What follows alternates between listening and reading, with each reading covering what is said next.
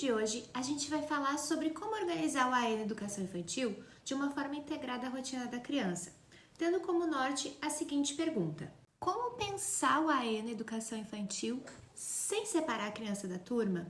O objetivo desse vídeo é desmistificar a ideia de que o AE ele precisa ser feito sempre fora da sala e mostrar caminhos para atuação integrada com a rotina. Se tu é professora de educação infantil e já te sentiu insegura sobre como incluir na prática, esse canal é para ti. Eu sou a Angela Aline, eu sou especialista em educação inclusiva e aqui no canal tu sempre vai encontrar conteúdos práticos e reflexivos para tornar a inclusão de fato possível, mesmo com os desafios do dia a dia.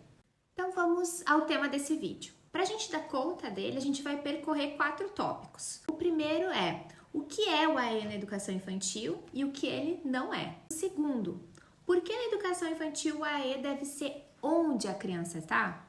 O terceiro, formas como integrar o AE na rotina da turma. E o quarto, exemplos práticos de ações do AE dentro dessa rotina.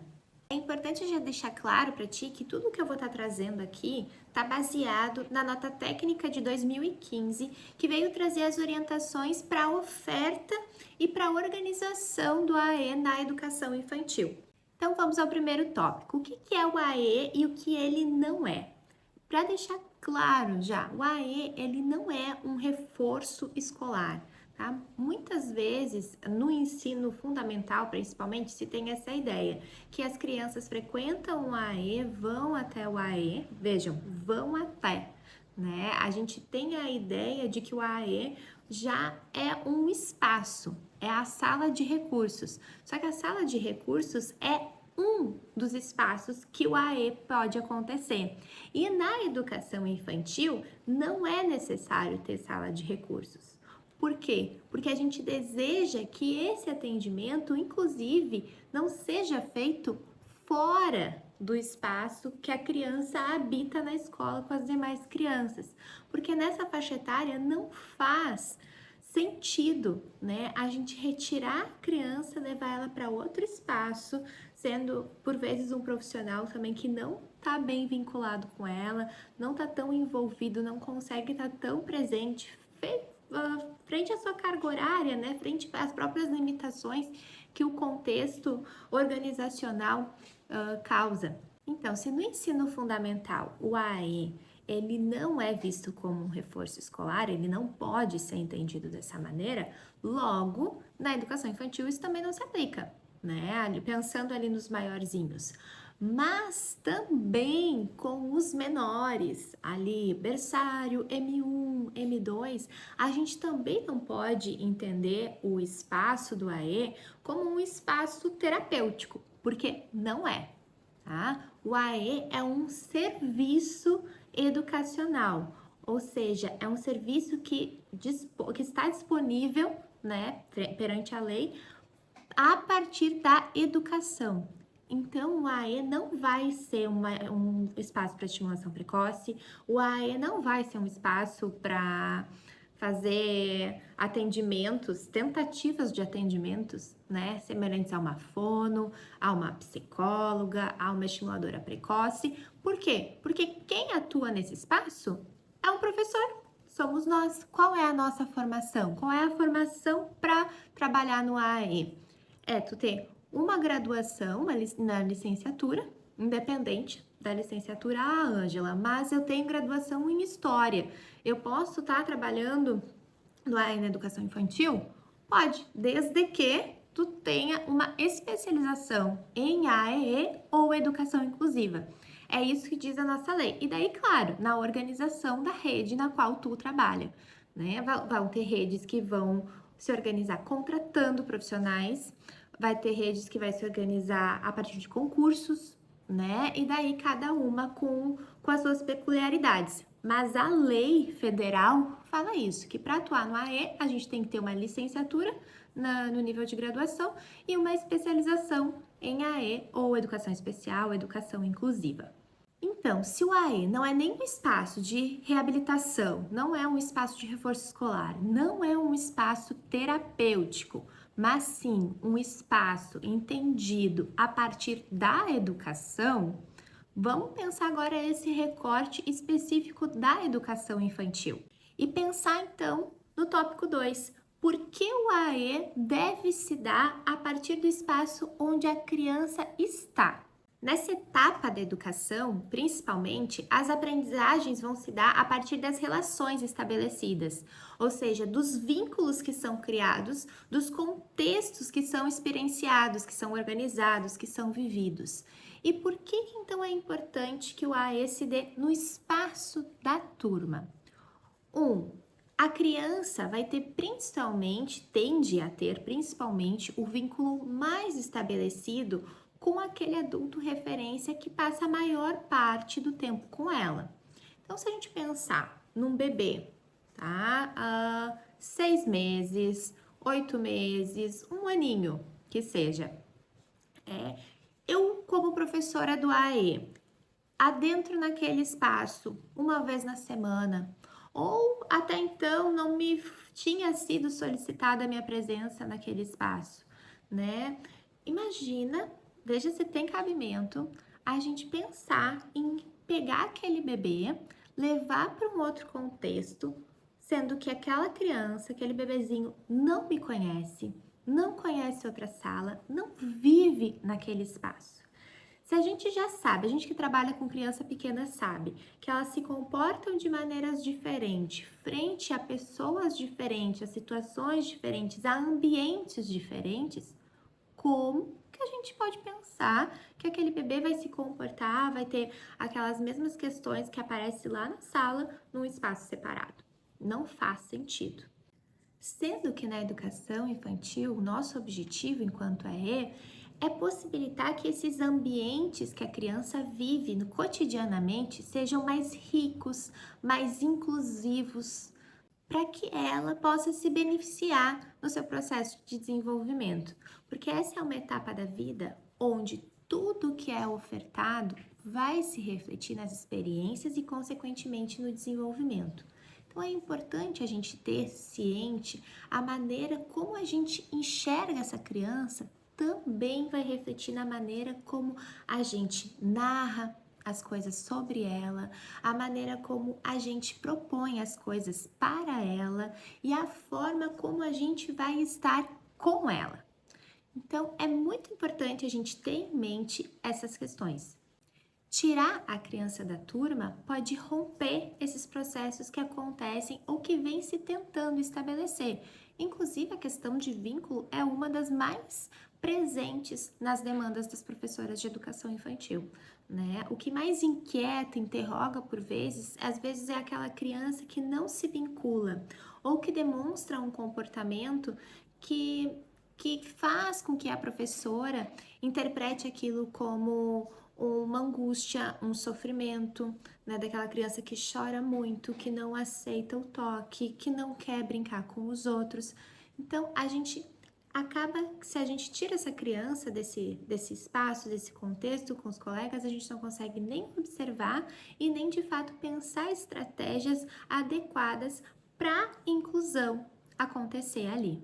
Frente a isso, a gente já parte para o terceiro tópico, que são as formas de integrar o AE na rotina da turma. E o AE, eu sempre digo que na educação infantil, principalmente, mas nas outras etapas da educação também, mas na educação infantil, ele tem essa característica muito forte, que para ele, de fato, acontecer, ser bom, vai ter que existir sim a parceria com a professora da turma. É a professora da turma que fica o maior tempo com a criança. É a professora da turma que conhece as minúcias, aquelas coisinhas que eu, enquanto prof do AE, talvez não perceba pelo próprio recorte de tempo que eu tô presente ali. Então, a prof da turma vai me trazer muitas coisas importantes. As observações dela são riquíssimas, assim como a minha parceria com ela para estar pensando estratégias, para estar pensando propostas para ela no cotidiano, tanto construir quanto sustentar. Porque nessa etapa da vida a gente precisa de muita previsibilidade e principalmente continuidade. Não é interessante, não faz diferença algo aparecer uma vez na vida da criança. 2 vezes que seja. Né? Não faz sentido, não cria de fato caminho, experiência, oportunidade. A gente precisa ter continuidade. E isso quem vai fazer é a prof da turma. Então, a gente tem que ter uma parceria muito presente entre a prof do AE e a prof da turma.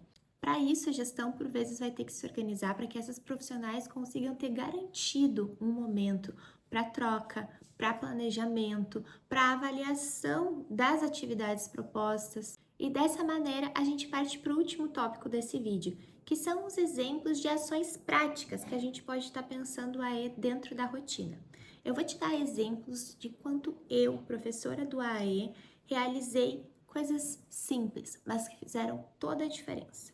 Tinha um menino que ele tinha uma questão de desenvolvimento físico, intelectual também, mas em relação ao físico, ele estava no pré, só que ele tinha o tamanho de uma criança de mais ou menos 2 anos de idade. E ele não alcançava no bebedouro da escola. E ele tinha um discurso muito presente de que ele não conseguia, que ele era pequenininho, que ele não podia fazer tal coisa. Por quê? Porque ele já tinha, de tanto ouvir aquilo sobre ele, assumido esse lugar. E quando a gente assume um lugar, é difícil romper, é difícil ir para além. Por isso que é o que antes eu te falava, que o como a gente olha para essa criança, o que a gente fala sobre ela, para ela, com ela, vai fazer total diferença no desenvolvimento dela.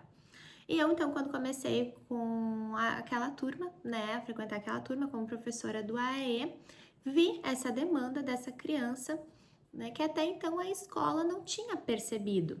Não num viés de negligência, mas num viés de não se dar conta. Por vezes, quem vem de fora vem com perguntas, e as perguntas são as principais parceiras de uma professora do AE. A gente se questionar por que é assim, como é assim, o que acontece, né?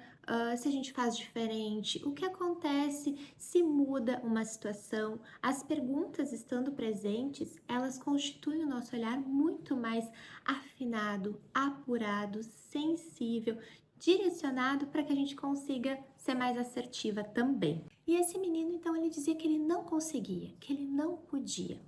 Até que eu disse para ele, não, tu pode sim, a gente vai dar um jeito. E eu peguei na escola, né, um banquinho e coloquei na frente do bebedouro. Disse, ó, sobe aqui e tenta. E ele subiu e ele conseguiu pegar a água dele. Eu não preciso te dizer que aquela criança, a cada 15 minutos, queria sair da sala depois disso para encher a própria garrafinha. Não era pelo fato de querer passear pela escola, era pelo fato de se reconhecer capaz.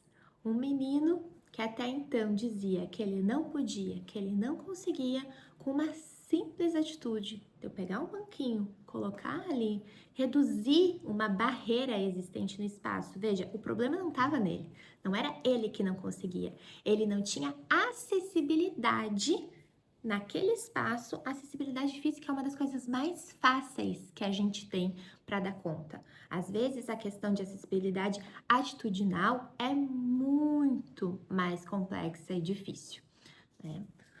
Mas com aquele simples banquinho, aquele menino conseguiu subir, pegar a sua água, encher a sua garrafinha e construir um lugar dentro dele de autoestima potente, de capacidade, de reconhecimento, né? E a partir disso ele começou também a tentar outras coisas. Eu também tinha um aluno autista de nível 3 de suporte, ou seja, a gente não conseguia claramente estabelecer uma comunicação com ele. Ele tinha 3 anos de idade quando eu fui professora dele.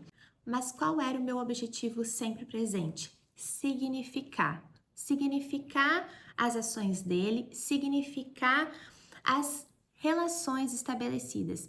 Então, eu tinha um ritual no final da tarde com as crianças de pegar os chás da horta que a gente tinha na escola e a gente fazia chás. E tomava esses chás em umas xícaras de porcelana que a gente tinha. Um dia, esse menino veio próximo, né? E eu entendi que ele queria chá. Perguntei, fulano, tu quer chá também? Ele permaneceu na minha frente. Veja, Eu perguntei para ele.